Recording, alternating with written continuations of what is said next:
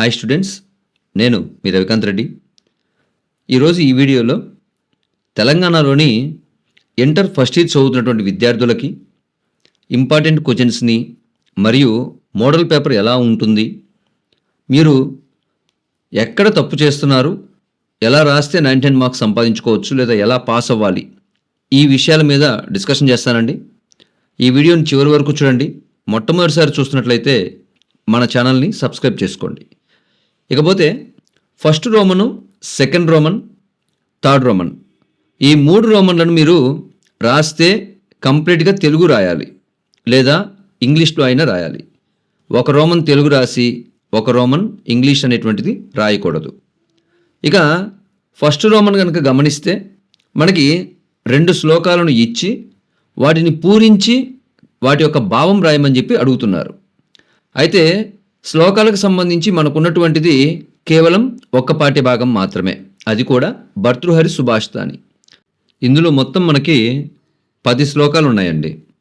అయితే 10 శ్లోకాల్లో నుంచి 2 శ్లోకాలు ఇవ్వడం జరుగుతుంది.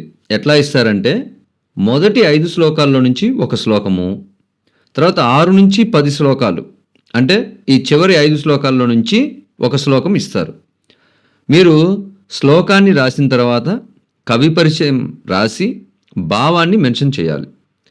ఇలా ఈ 3 రాస్తేనే మీకు 6 మార్కులు అనేటువంటివి వస్తాయి. ఇక సెకండ్ రోమన్ కనుక మీరు గమనిస్తే మనకి 2 సారాంశాలు ఇస్తున్నారు. ఇందులో మీరు కనుక గమనిస్తే ఒకటి రామో విగ్రహవాన్ ధర్మః ఈ పాఠ్యభాగం నుంచి కానీ లేదా లక్ష్యశుద్ధి ఈ 2 పాఠ్యభాగాల్లో నుంచి ఒక సారాంశం ఇవ్వడం జరుగుతుంది. మనకి సారాంశాలు ఉన్నది 4 పాఠ్యభాగాలు మాత్రమే, కాబట్టి ఈ రెండిట్లో నుంచి ఒకటి కన్ఫామ్గా వస్తుంది. ఇకపోతే శ్రీకృష్ణస్య గురుదక్షిణ గాన పరీక్ష ఈ రెండిట్లో నుంచి ఒక సారాంశం రావడం జరుగుతుంది. మీరు రామో విగ్రహవాన్ ధర్మః అదేవిధంగా లక్ష్యశుద్ధి ఈ 2 పాఠ్యభాగాలు నేర్చుకుంటే ఒక సారాంశాన్ని రాయగలుగుతారు ఖచ్చితంగా. ఇక థర్డ్ రోమన్ కనుక మీరు గమనిస్తే గద్య భాగానికి సంబంధించినటువంటి సారాంశాలు ఇస్తారు. ఇక్కడ కూడా 2 ఇస్తున్నారు, మనం రాయాల్సింది ఒకటే. అయితే గద్య భాగంలో కూడా అంటే ప్రోజ్లో మనకు ఉన్నటువంటిది సారాంశాలు 4, దాంట్లో నుంచి కూడా 2గా డివైడ్ చేస్తారండి. అందులో దయాళుః దానశీలః నాగార్జునః ఈ పాఠ్యభాగం, వీరవనిత కీర్తిసేన ఈ రెండిట్లో నుంచి ఒక సారాంశం మీకు ఇవ్వడం జరుగుతుంది. ఇకపోతే శరణాగత రక్షణం పితృసేవాపరః శ్రవణకుమారః ఈ రెండిట్లో నుంచి ఒకటి ఇవ్వడం జరుగుతుంది. కాబట్టి మీరు దయాళుః దానశీలః నాగార్జునః వీరవనిత కీర్తిసేన ఈ రెండింటిని నేర్చుకోండి, ఒక క్వశ్చన్కి మీరు ఆన్సర్ చేయగలుగుతారు. ఇక 4వ రోమన్కి వెళ్తే నాంటెల్ నుంచి మనకి మొత్తం 8 ప్రశ్నలు ఇస్తున్నారండి. అంటే మనకున్న పాఠ్యభాగాలు లెసన్స్ మొత్తం 6 ఉన్నాయి. మీరు మొదటి 3 లెసన్స్ అంటే ఉద్యోగినం పురుషసింహం ఉపైతి లక్ష్మీహి ఒకటి, రెండవది భాగ్యచక్రం, మూడవది కిమస్తి పేటికాయాం ఈ 3 పాఠ్యభాగాలు నేర్చుకుంటే 4 క్వశ్చన్లకి మీరు ఆన్సర్ చేయగలుగుతారు. కాబట్టి ఈ 3 లెసన్స్ నేర్చుకోండి, ఓకేనా. మీకు సంబంధించినటువంటి అన్నీ కూడా డిస్క్రిప్షన్లో ఉంటాయండి. సిలబస్ మొత్తం కూడా మీరు ఒకసారి చూసుకొని వాటిని చదువుకోండి, సరిపోతాయి. ఇక 5వ రోమన్ కనుక మీరు గమనిస్తే పద్యభాగం నుంచి మనకి సందర్భ వాక్యాలు ఇస్తున్నారు. అయితే ఎన్ని ఇస్తున్నారు? 4 ఇస్తున్నారు. మనకి సందర్భాలు ఉన్నది కూడా 4 లెసన్సేనండి.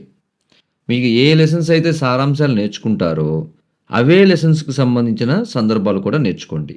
ఎందుకంటే ఈ సెంటెన్స్కి మీనింగ్ అర్థమై ఉంటుంది, 1వ పాయింట్. 2 ఇవే కొటేషన్స్ని మీరు సారాంశంలో పెట్టి రాయొచ్చు, ఓకేనా. కాబట్టి రామో విగ్రహవాన్ ధర్మః లక్ష్యశుద్ధి ఈ రెండిట్లో నుంచి 2 సందర్భాలు మీకు ఉంటాయి.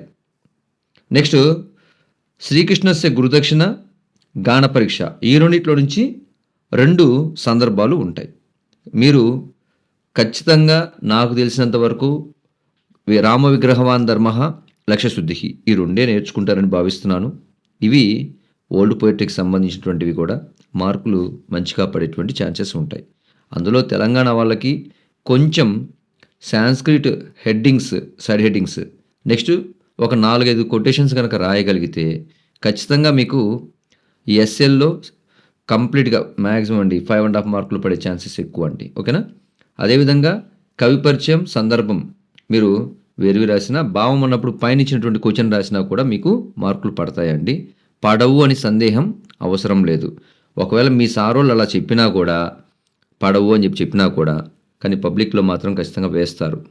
ఇక 6వ రోమన్‌లో కూడా మనకి గద్య భాగానికి సంబంధించినటువంటి సందర్భాలు వస్తాయి. ఇక్కడ కూడా వారిచ్చేదెన్ని 4 సందర్భాలు మాత్రమే.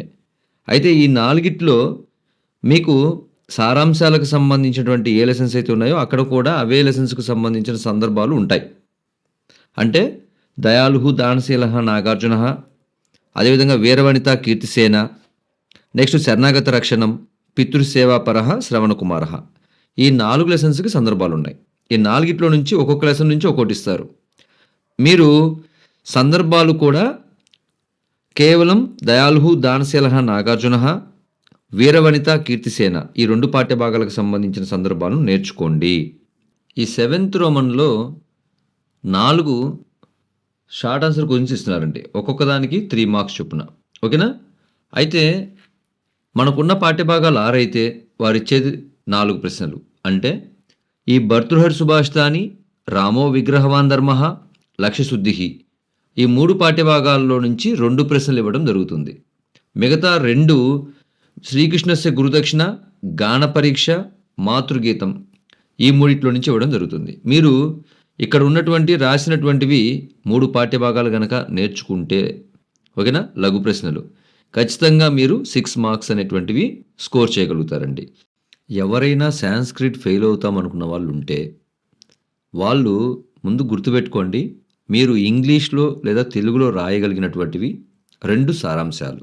ఓకేనా? కాబట్టి 2వ రోమను, 3వ రోమన్ నేర్చుకోండి. నెక్స్ట్ 4వ రోమన్‌లో నాటిల్ క్వెషన్స్ చిన్నవండి. నెక్స్ట్ ఇప్పుడు మనం చెప్పుకున్నటువంటి 7వ రోమను, ఈ 8వ రోమను ఇవి నేర్చుకున్నా మీరు కౌంట్ చేసుకోండి 32 మార్కులు అవుతాయి. ఇవి కాకుండా సింపుల్‌గా సందులు ఉంటాయండి. 12వ రోమన్, 13వ రోమన్. తర్వాత ప్యాసేజీ ఇవి నేర్చుకున్నా కూడా మీరు చాలా ఈజీగా పాస్ అయిపోవచ్చు. ఓకేనా? సరే, ఈ 8వ రోమన్‌లో కూడా మనకి 4 ప్రశ్నలు ఇస్తున్నారు. అయితే దానిలో మనకి చూడండి దయాళుః దానశీలః నాగార్జునః, వీరవనిత కీర్తిసేన, టిట్టవ దంపతి కథ ఈ 3 పాఠ్యభాగాల నుంచి మీకు 2 ప్రశ్నలు ఉంటాయి ఇక్కడ. కాబట్టి ఇవి జాగ్రత్తగా నేర్చుకోండి. మీరు అక్కడొక లెసన్, ఇక్కడొక లెసన్ నేర్చుకుంటే ఈ 6 పాఠ్యభాగాల్లో ఒకవేళ మీరు నేర్చుకున్న లెసన్ నుంచి 2 మార్క్స్ క్వెషన్స్ రాకపోతే నష్టపోతారు. కాబట్టి వరుసగా ఈ 3 పాఠ్యభాగాలను నేర్చుకోండి. మీరు ఖచ్చితంగా ఈ రోమన్‌లో కూడా 6 మార్క్స్ సంపాదించుకోవచ్చు. మీకు చాలా ఈజీ టాపిక్స్ అండి ఇవన్నీ కూడా. ఓకేనా? ఇక 9వ రోమన్‌లో మనకి పద్య భాగానికి సంబంధించినటువంటి 1 వర్డ్ ఆన్సర్స్ ఇస్తున్నాడండి. ఓకేనా? దీనిలో మీరు ఫుల్ సెంటెన్స్ రాయండి. మర్చిపోవద్దు. ఎందుకంటే కొన్ని సందర్భాల్లో ఆన్సర్ ఒకటే రాస్తే హాఫ్ మార్క్ వేస్తారు. కానీ ఫుల్ సెంటెన్స్ రాయటం వల్ల టాపర్‌గా మీరు చాలా సేఫ్ సైడ్‌లో ఉన్నట్టే లెక్క. ఓకేనా? నెక్స్ట్ మనకి 5 ప్రశ్నలు ఇస్తున్నారు. మనకున్న 6 పాఠ్య భాగాల్లో నుంచి 5 ప్రశ్నలు ఇవ్వడం అంటే ఇక్కడ మనకి చాయిస్ లేదు కాబట్టి కంప్లీట్‌గా 6 లెసన్స్ నేర్చుకోవాల్సిందే. ఓకేనా? అదేవిధంగా 10వ రోమన్‌లో గద్య భాగానికి సంబంధించినటువంటి 1 వర్డ్ ఆన్సర్స్. ఇక్కడ కూడా అండి సేమ్ అంతే.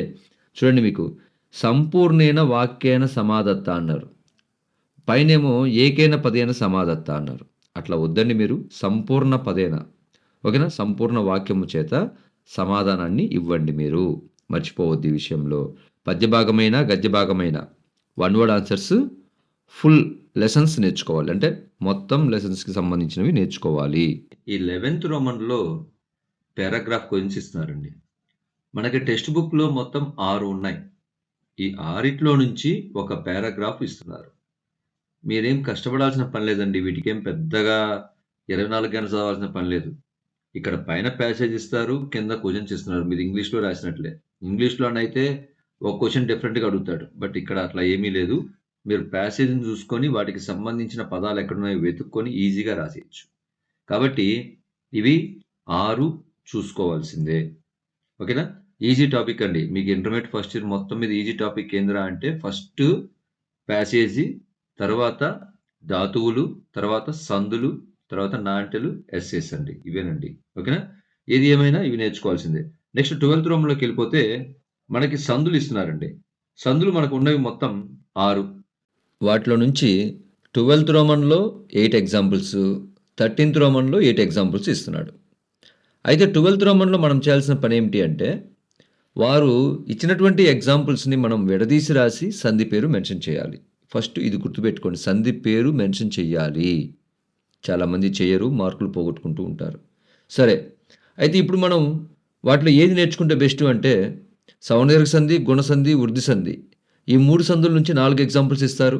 యనాదేశ సంధి, అయవాయావ సంధి, పూర్వరూప సంధి. ఈ 3 సంధుల నుంచి 4 ఎగ్జాంపుల్స్ ఇస్తారు. మీకు యనాదేశ సంధి కొంచెం కన్‌ఫ్యూజన్ ఎక్కువండి. చాలామంది తప్పులు రాస్తూ ఉంటారు. కాబట్టి సవర్ణదీర్ఘ సంధి, గుణ సంధి, వృద్ధి సంధి. ఈ మూడిటికి సంబంధించినవి నేర్చుకోండి. 12థ్ రోమన్ అయినా, 13థ్ రోమన్ అయినా సరే మనం ఈజీగా ఆన్సర్ చేయవచ్చు. అయితే 13థ్ రోమన్‌లో మీరు చేయాల్సిన పనేమిటి? వాళ్ళు విడదీసిస్తున్నారు. కలిపి రాసి సంధి పేరు రాయాలండి. ఇది ఇక్కడ మనం చేయాల్సింది. ఓకేనా? మీరు ఇక్కడ గమనించుకుంటే ఖచ్చితంగా సవర్ణదీర్ఘ సంధి, గుణ సంధి, వృద్ధి సంధి మీకు ఆల్రెడీ 9థ్ క్లాస్, 8థ్ క్లాస్‌లో వచ్చుంటాయి కాబట్టి కొంచెం జాగ్రత్త పడితే ఈజీగా రాయగలుగుతారు ఈ 3 సందులు నేర్చుకుంటే. ఓకేనా? మనకి అంటే 8 16 మార్క్స్ ఇక్కడ మనకి కవర్ అవుతున్నాయండి. సో, డల్లర్ అనేటువంటి వాళ్ళు ఎవరైనా ఉంటే నాకు సాంస్క్రిట్ అసలు రాదనుకున్న వాళ్ళు గట్టిగా ఈ 3 సందులు నేర్చుకోవడానికి ఒక 3 గంటలు కష్టపడినా 16 మార్కులు ఇక్కడే వచ్చేస్తాయండి. ఓకేనా? ప్యాసేజ్ ఒక 5 ఇందాక చెప్పుకున్నాం కదా! అప్పుడు మొత్తం 21, ధాతువులు ఒక 6, 27. ఎస్సేస్ 2 నేర్చుకున్నా కూడా, పోయెట్రీ, ప్రోజ్ 2 నేర్చుకున్నా కూడా మీరు పాస్ అవుతారండి. మనకి ఇంటర్‌లో కష్టమైన టాపిక్ ఏదైనా ఉందిరా అంటే అది కేవలం శబ్దాలేనండి. ఎందుకు ఈ మాట అంటున్నానంటే మార్కులు తక్కువ. ఇవే శబ్దాలు ఆంధ్ర వాళ్ళు గనక రాసినట్లయితే 6 మార్కులండి. తెలంగాణ వాళ్ళకు మాత్రమే 4 మార్కులు. అయితే ఇక్కడ ఇంకొక విషయం మీరు గమనించాల్సింది ఏందిరా అంటే మనకి మొత్తం 23 శబ్దాలున్నాయి. ఆ 23లో పుంలింగాలు, స్త్రీలింగాలు, నపుంసకలింగాలు ఇట్లా రకరకాల శబ్దాలున్నాయండి. వాటన్నిటిలో మీరు నేర్చుకోవాల్సింది పుంలింగము, స్త్రీలింగం. ఈ 2 రకాల శబ్దాలు నేర్చుకుంటే మీరు 2 శబ్దాలకే ఆన్సర్ చేయగలరు. బట్ ఏది ఏమైనా కొంచెం జాగ్రత్త. ఒక టాపర్‌ని ఆ మార్కులు పోగొట్టుకునేలా చేసేటువంటి వాటిలో శబ్దాలండి. కాబట్టి చాలా జాగ్రత్త వహించి శబ్దాలు నేర్చుకోవాలండి మీరు. ఓకేనా? నెక్స్ట్ 15థ్ రోమన్ అండి. చెప్పాం కదా! అన్నిటికన్నా ఈజీ టాపిక్కు ధాతువులని. అయితే ధాతువుల్లో మీరు గనక గమనిస్తే మనకి లట్టు, లుట్టు, లంగ్ అంటే ప్రెజెంటు, ఫ్యూచరు, పాస్ట్. ఈ మూడిట్లో నుంచి 2 ఎగ్జాంపుల్స్ ఖచ్చితంగా ఉంటాయి. ఒకవేళ మీకు ఇంకేదైనా సందేహం ఉంటే మీకు మెటీరియల్‌లో పొటెన్షియల్ అని ఒకటి ఉంటుందండి. విధిలింగ్ అని అంటాం. అదైనా నేర్చుకోండి. ఓకేనా? 16థ్ రోమన్ అండి. ఇక్కడ వీళ్ళు 5 అనువాదాలను ఇస్తున్నారు ఇంగ్లీష్ భాషలో.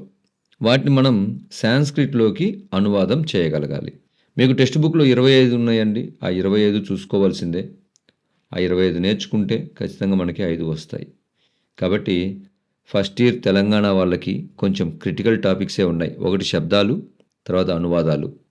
తర్వాత ఇంకా మీరు గనక గమనిస్తే కొన్ని సందర్భాల్లో ఈ ఎస్సేస్ కూడా క్రిటికలేనండి. ఎందుకంటే సారాంశం అందరూ కూడా కరెక్ట్‌గా రాయలేరు. సైడ్ హెడ్డింగ్స్ పెట్టలేరు. వీటిని కొంచెం జాగ్రత్తగా మెయింటైన్ చేసుకోగలిగితే 99 మార్కులు అనేటువంటివి మీరు సంపాదించుకోగలుగుతారండి. ఈ వీడియో గనక నచ్చితే మీ మిత్రులకు కూడా షేర్ చేయండి. ఈ వీడియోని లైక్ చేయండి. Thanks for watching.